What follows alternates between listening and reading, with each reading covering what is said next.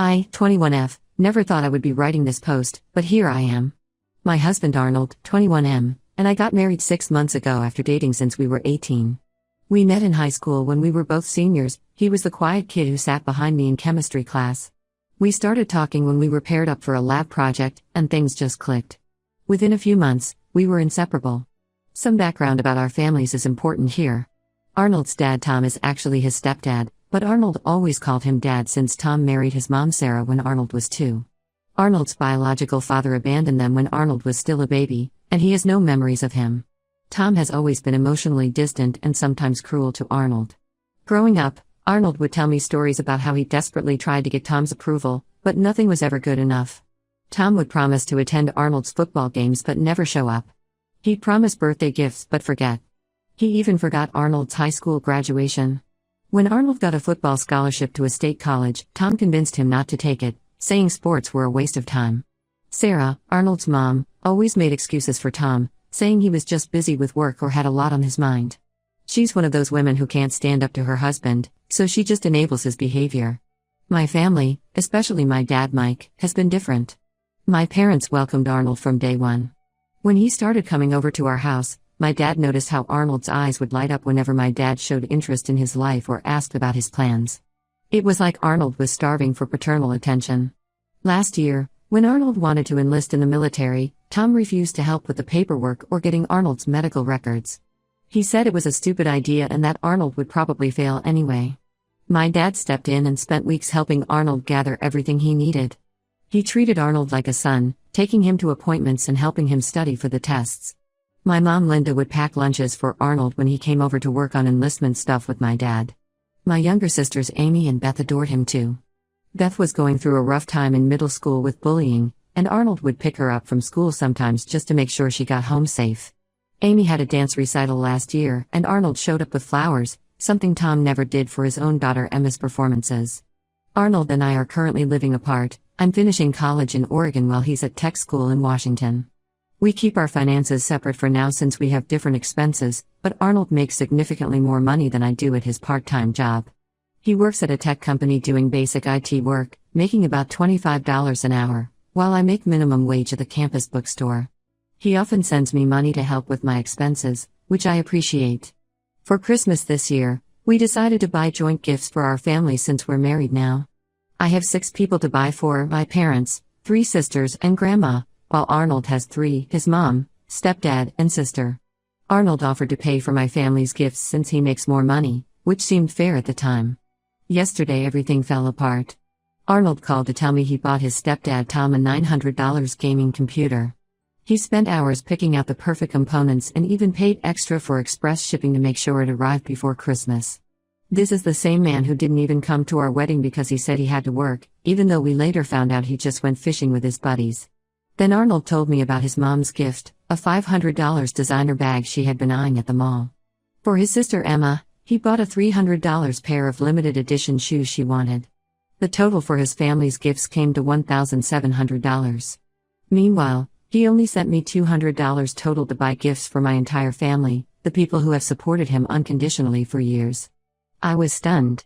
My dad, who spent countless hours helping Arnold with his military paperwork when Tom wouldn't, is getting a $40 grilling set. My mom, who treated Arnold like a son and still sends him care packages at school, is getting a $30 scarf. My sisters are getting $25 gift cards each. My grandma, who always includes Arnold in family dinners and sends him holiday cookies, is getting a $20 photo frame. The total for my family's gifts isn't even half what Arnold spent on Tom's computer alone. When I brought this up to Arnold, he got defensive. He said I was being materialistic and that gift prices shouldn't matter. He claimed he was trying to build a better relationship with Tom through the expensive gift. I reminded him how Tom still barely speaks to him even after 3 years of us being together. At our wedding, Tom spent more time talking to the bartender than his own stepson. Arnold then accused me of trying to control his spending and said I was jealous of his family. He said I couldn't understand the complicated dynamics between him and Tom. When I pointed out how Tom has never shown Arnold any real love or support, Arnold snapped at me. He said I was trying to turn him against his family and that I should be grateful he was spending any money on my family at all. The argument got worse from there. I pointed out how my family has shown Arnold more love and support in 3 years than Tom has shown in his entire life. My dad taught Arnold how to change his car oil, helped him file his taxes, and even co-signed his first credit card because Tom refused.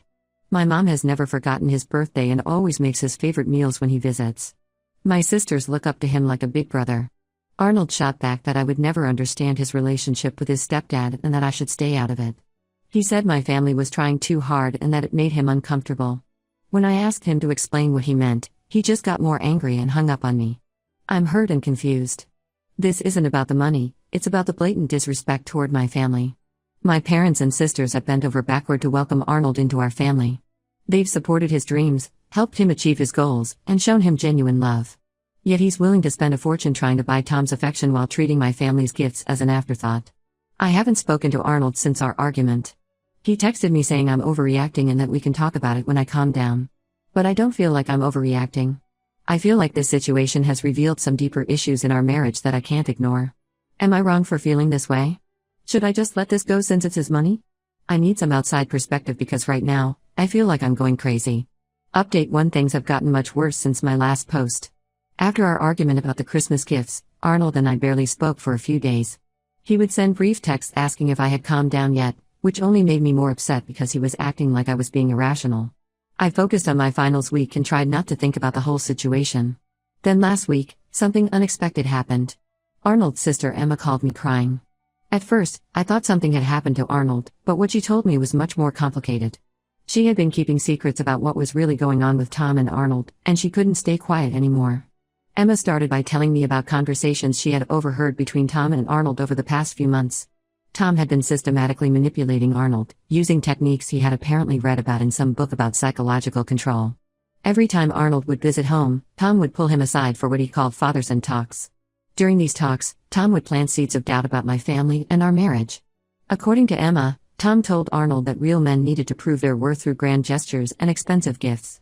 He specifically mentioned that $900 computer several times, telling Arnold that successful sons buy their fathers nice things.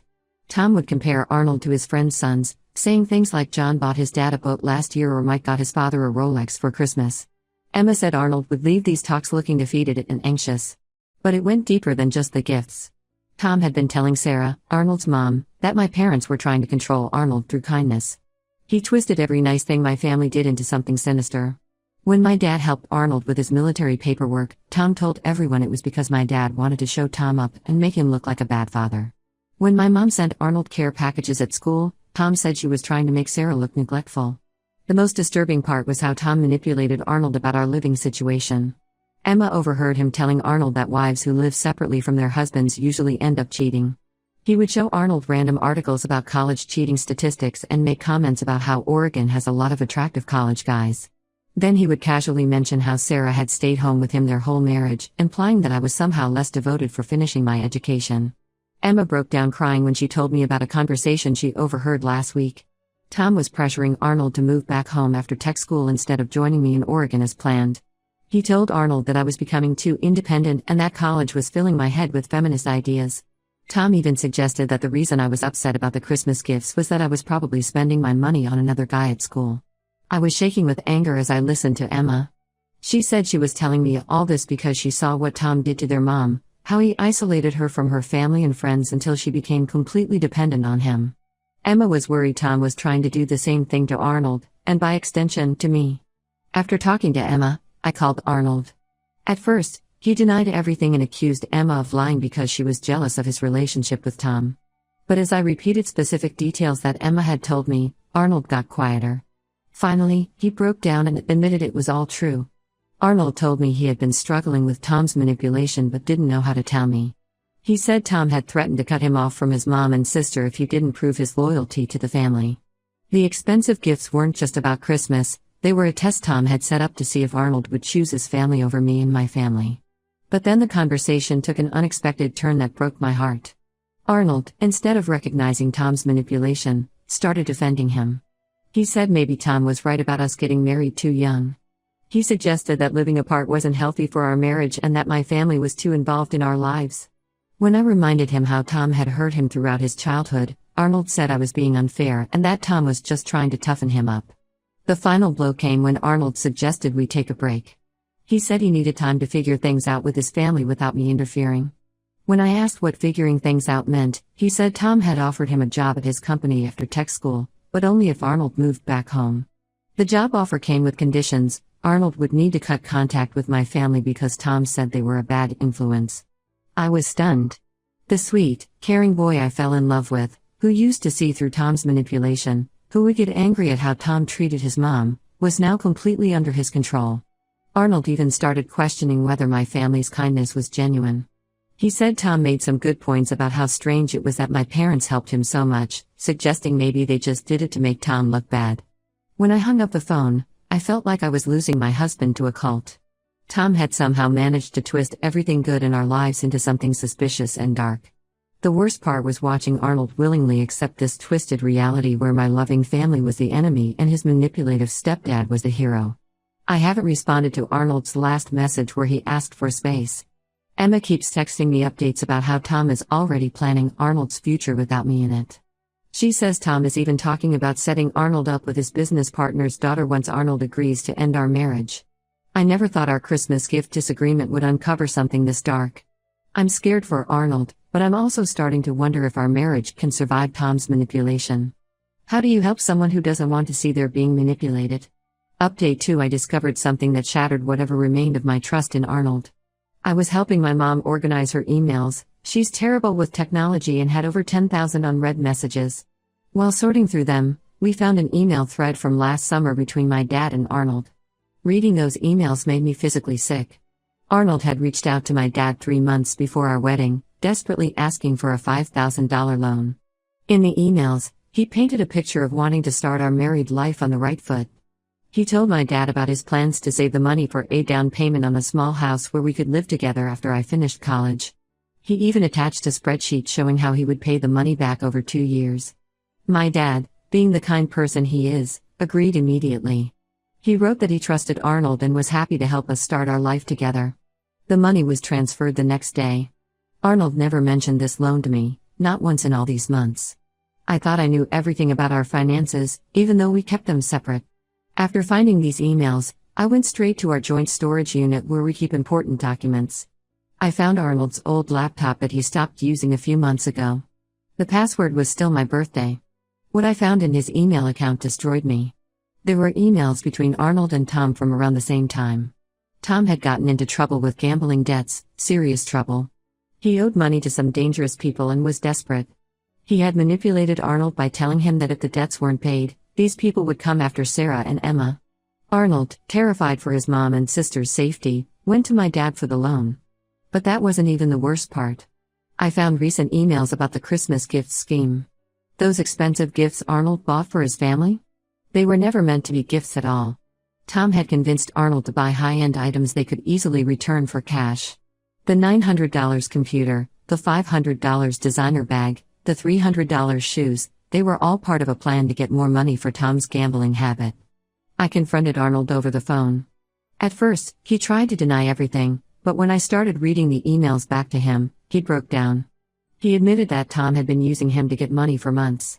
The $5,000 from my dad went straight to Tom's gambling debts. The Christmas gifts were just the latest scheme in a long line of financial manipulation. Arnold tried to justify his actions by saying he was protecting his mom and sister. He claimed Tom had shown him photos of bruised people who hadn't paid their debts on time. He said he was too ashamed to tell me about the loan from my dad because he knew I would try to stop him from helping Tom. When I told my dad about finding the emails, his reaction surprised me. He wasn't angry about the money. Instead, he was sad. He said he had suspected something was wrong when Arnold asked for the loan but wanted to trust him. What broke my dad's heart wasn't the lost money, but the fact that Arnold had used his kindness and trust against him. The next day, Emma called me again. She revealed that Tom's gambling problems were worse than ever. He had been losing thousands of dollars betting on sports through illegal betting sites. The dangerous people he owed money to weren't actually that dangerous, they were his poker buddies trying to scare Arnold into giving them money. I also learned that Tom had been lying about his job situation. He had told Arnold he could get him a position at his company, but Tom had actually been unemployed for months. Sarah had been keeping the family afloat with her nursing job while Tom gambled away their savings. The final straw came when Emma sent me screenshots of texts between Arnold and Tom. They were already planning their next scheme. Arnold was supposed to ask my grandparents for a loan using our plans to move to Oregon as an excuse. Tom had it all mapped out, including a fake rental agreement they could show as proof. I spent hours crying after seeing those texts. The man I married, who I thought was a victim of his stepdad's emotional abuse, was actively participating in schemes to defraud my family. Every time I thought I had uncovered the full extent of their deception, something new and worse came to light. Looking back, I feel so naive. All those times Arnold defended Tom, all those expensive gifts, his sudden interest in building a better relationship with his stepdad, it was never about family at all. It was about money, manipulation, and lies. I've spoken to a lawyer about my options. Given that we kept our finances separate and haven't been married long, they said a divorce should be relatively straightforward. I just never imagined I would be planning my divorce less than a year into my marriage, all because my husband chose his manipulative stepdad schemes over our future together. Update 3: Today would have been our first wedding anniversary. Instead, I'm sitting in my lawyer's office, signing the final divorce papers. The last 6 months have been a roller coaster of emotions and revelations, but I'm finally starting to feel like myself again. After discovering Tom's gambling schemes and Arnold's involvement in them, I moved out of my apartment near college and went to live with my older sister Amy. I couldn't focus on my studies knowing Arnold could show up at my old place anytime. The university was understanding and let me finish my semester online. Arnold didn't take my decision to divorce him well. At first, he bombarded me with messages begging for another chance. He claimed he could explain everything and that he would cut ties with Tom. But a week later, Emma told me the truth: Arnold had moved back home with Tom and Sarah. He dropped out of tech school because he missed too many classes dealing with Tom's drama. His dream of a military career is completely destroyed now because of his involvement in Tom's gambling schemes. The situation got worse when Tom started using Arnold's credit cards to place online bets. Emma said Arnold's credit score is ruined now. He lost his part-time IT job because he kept missing shifts to help Tom deal with his gambling buddies. Last month, Arnold hit rock bottom and started drinking heavily, just like Tom. 3 weeks ago, Arnold called me at 2 a.m., clearly drunk. He started crying about how he messed everything up and asked if I could loan him $10,000 to help Tom one last time. He said some guys were threatening to tell Sarah about Tom's secret gambling debts unless they got their money. I hung up and blocked his number. Later, Emma confirmed it was just another scam. Tom had lost money betting on horse races and was trying to use Arnold to get more funds. My family has been incredibly supportive through all this. My dad never pursued the $5,000 loan, saying Arnold's betrayal of trust was punishment enough. My sisters helped me move my things out of storage, and my mom has been helping me apply to graduate schools far away from Washington State. The divorce proceedings were surprisingly smooth since we had kept our finances separate and had no joint property. Arnold didn't contest anything. He was too busy dealing with Tom's latest crisis to even show up for the mediation sessions. His mom Sarah signed the papers on his behalf with his permission. Last week, Emma sent me a long message. Tom is now pressuring Arnold to reconcile with me. Not because he cares about our marriage, but because he needs access to my family's money again. Apparently, Tom found out that my dad recently sold his business for a good profit, and he sees me as their ticket to getting their hands on some of that money. Arnold actually tried to reach out through a new number, talking about how much he misses me and how we could start fresh somewhere away from Tom. I just laughed and blocked that number too. I also blocked Tom's number after he had the nerve to send me a long text about how families should stick together during hard times. The only response I sent was a link to Gamblers Anonymous, which probably wasn't mature of me, but it felt good. Sometimes late at night, I wonder if I could have done something differently. Maybe if I had recognized the signs earlier or pushed Arnold harder to stand up to Tom. But then I remember what my dad told me: you can't help someone who chooses their own destruction. Arnold chose Tom's toxic influence over our marriage, and I chose to value myself enough to walk away. Sarah called me yesterday to apologize for everything. She's finally filing for divorce from Tom after discovering he remortgaged their house without her knowledge to pay gambling debts. Emma is moving in with her aunt to get away from the whole situation. At least something good came out of this mess. 2 women finally found the strength to walk away from Tom's manipulation. As for me, I'm focusing on finishing my degree and planning my move to California for graduate school. Sometimes the best thing you can do is close the door on your past and walk away without looking back.